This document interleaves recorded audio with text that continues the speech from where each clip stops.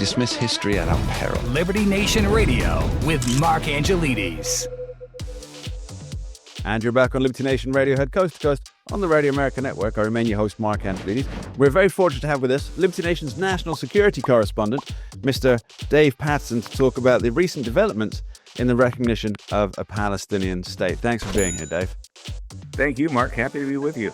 So, Dave, let's for people who've studiously and probably wisely avoided the news this week, we've had Canada, the United Kingdom, and Australia come together to recognize I guess, the right for a Palestinian state, which further pushes the idea of a two-state solution forward. What does that involve from the three parties there? What are they saying? Well, I think that it's a recognition of a mythology, actually. Yes. I mean, let's face it. Where is Palestine? Can you send letters to its capital? Can you send letters to its president or its leader, its primary leader?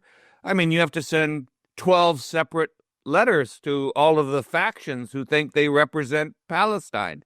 This is madness. It clearly didn't work back when Jimmy Carter was thinking about this. And it's not likely to work now. There's just no such thing as a Palestinian state. Right. So I guess what the Ukraine, sorry, the UK. So I get them confused because they spend the British money. You get the UK, Australia, and Canada, And a lot of it. a lot of it. What they're saying is that there should be the existence of a Palestinian state. Now there's been throughout since the 1940s. There's been areas that are for Palestinians, but there's been a big series of wars, right? That have essentially back and forth the territory there, and you end up with the situation that we have today. Is that? Well, yeah. I mean, you know, there was some chance of it in 1967, but Israel was invaded by Syria, Jordan, and Egypt, so that kind of put a pow on that idea then. And again, in 1973, I think that Golda Meir might have entertained at least some sort of a region for the Palestinians, but of course they decided to cause a ruckus then, and that kind of went away. And it just seems as though the Palestinian side has no cohesive way of thinking about themselves, except they want to be a Palestinian state. Okay, what does that mean? Well, you don't have anybody who can agree on what a Palestinian state looks like, and especially none of its neighbors wants to give up land to accommodate such a place. Well, it's funny that you mentioned that because during the height of, I guess, what many people would call the Gaza crisis, and it certainly is a terrible situation on the ground there. So many of its neighboring countries said we're not taking any Palestinians in, and I believe, I might have this wrong, but I believe the reason was because they wouldn't know who were terrorists. Oh, so they should stay in Israel so that Israelis won't know who are terrorists. You can kind of see their point. You know, why take them in if you don't know who they are? I mean, sure, the Western nations have been doing just that since about 2015 with the migrant crisis. But so you're in this situation where you have three, and they are important world leaders. Mark Carney, Anthony Albanese, and Sir Keir Starmer. And they've basically decided that this is what we want for the Palestinian people. It's a state that exists, presumably side by side with Israel. Now, just let's do a little thought experiment here, Dave.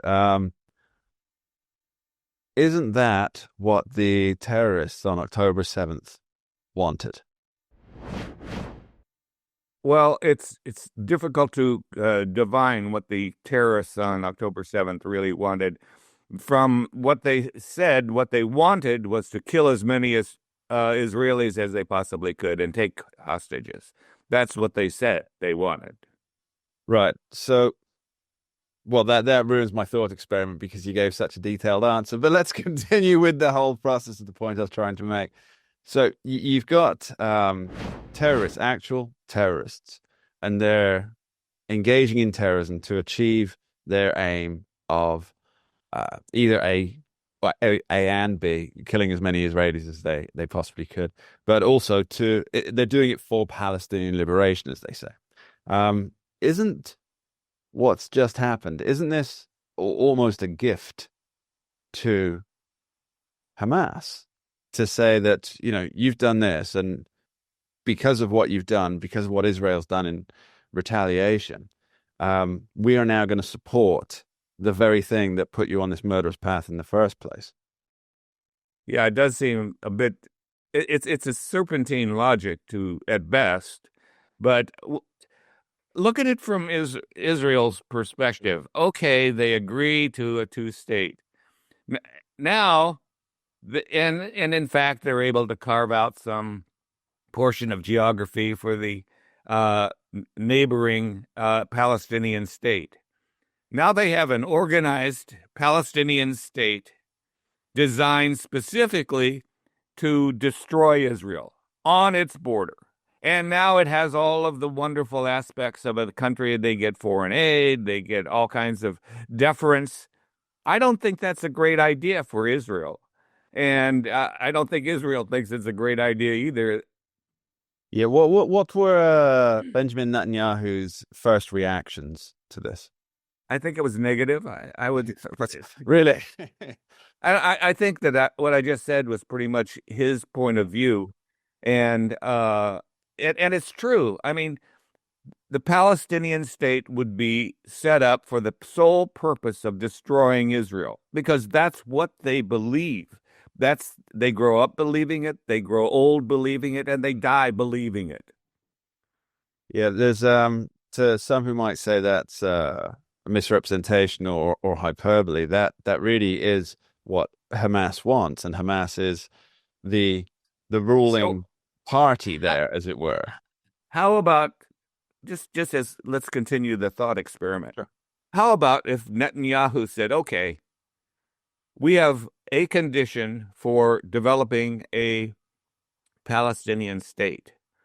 You guarantee us that Hamas is destroyed to the very last person, that they will never raise their ugly Hydra head again, and we'll consider a Palestinian state."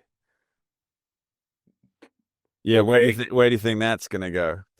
Well, they'll say, "Well, we can't do that." Well, then we can't agree to a Palestinian state, because as long as Hamas is any kind of a functioning organization, as long as Hamas has one AK-47, Israelis are in jeopardy.